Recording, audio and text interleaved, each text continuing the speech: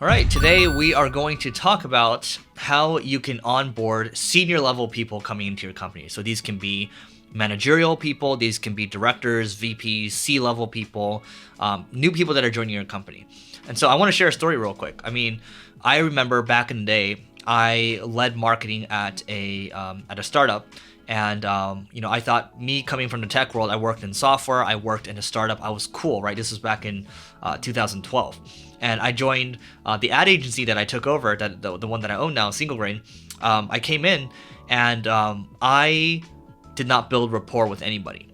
I came in immediately and I said, I'm like, man, these guys, this is an agency. They don't really understand. Like, I come from the tech world. Like, I think I know what to do. And so I came in. I interviewed a bunch of people just to see what was wrong, but I thought it was so cool. Like, I would sit in the seat with my legs crossed and my arms folded, and then I think I was wearing like a a nice sweater as well. I was like one of those, just being really arrogant. I would interview people, and my tone would be it wouldn't be very friendly either, right? I wasn't trying to be rude, but I didn't sound very friendly at the same time. And so I didn't build rapport with anybody.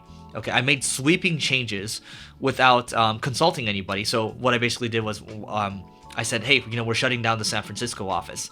And so not only did I build rapport, but the only place where I could go to build rapport with people, we ended up shutting it down. What also happened too was I operated in a silo. So I was like, okay, we're gonna make these changes, and we're gonna change our services to this without thinking about the second and third order consequences. So we decided to pivot our service line over to from SEO to content marketing because it seemed like a logical progression. But I didn't consider, but who's going to fulfill the content marketing services? Okay, but SEO is our main revenue line. Like, we can't just shut it down completely.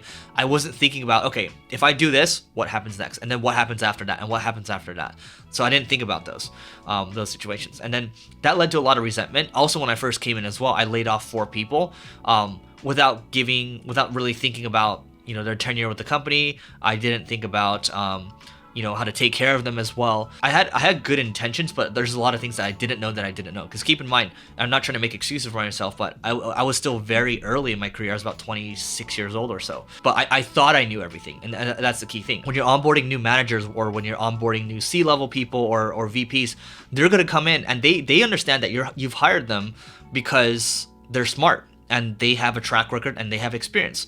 So the weird thing here is you're hiring these people, and then they come in and they're gonna want to make changes. They're gonna have a lot of input. They're gonna have a lot of suggestions as well. But the key thing here is you have to hold them back, because you don't want a disaster scenario like me where we dropped all the way down to 1 employee because I just made all the mistakes in the world. It's because I didn't ask questions. I didn't come in with a curious mind.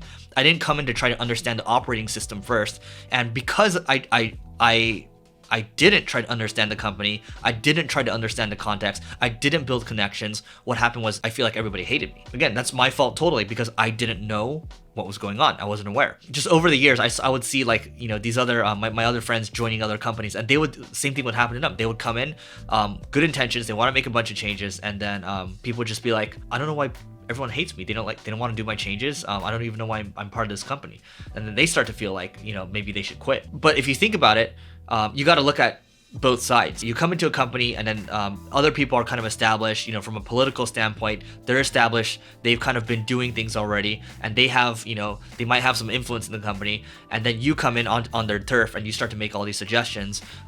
So it's best to come in with the mindset of curiosity first, and then from there, once you build some rapport, maybe 45 days, maybe 60 days in, you can start making suggestions. Over the years, I've seen people come into Single Grain as well, and they have experience, and then I would tell them, hey, take some time, get some context, and understand first before you start to make suggestions. You can ask clarifying questions, but please don't make suggestions. Don't try to start implementing things. Don't try to make these sweeping changes, because they might not necessarily be open to it because you've kind of closed yourself off, right? So our rule now is that when you come into our company, there's a 30 to 60 day cool off period. There's a cool down period.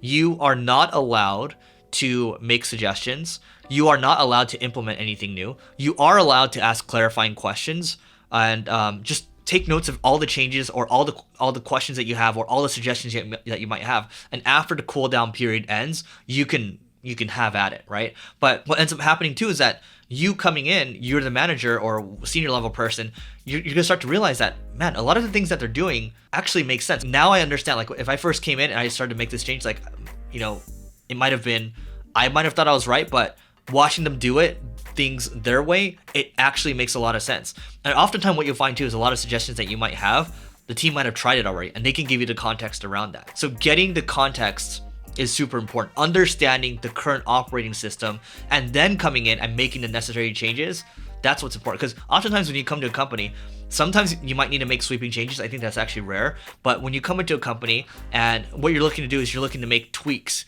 you're looking to make optimizations, and you just tweak like 1 degree here, 5 degrees here, and then boom, you're on track again, right? And that's what you're trying to do. You don't need to try to prove to everyone. You need to strut your stuff when you're first coming into a company. What you do need to do is you do need to have a sense of curiosity. You do need to try to understand, and you do need to build rapport. And only when you do those things is it going to be way easier for you to make the impact that you want to make. And trust me, the people that hired you, they want you to make suggestions. They want you to solve problems, right? That's what you're here for. Them just as much as you, because they realize that they're you know, especially the boss, they're paying you money. You know, nobody wants you to sit around for 30 to 60 days, but it pays off. And that's why I'm more than happy to have people do that. In fact, we require people to do that when they come into and work for one of the companies. Whenever you're transitioning somewhere new, or if you're hiring someone new, have them watch this video.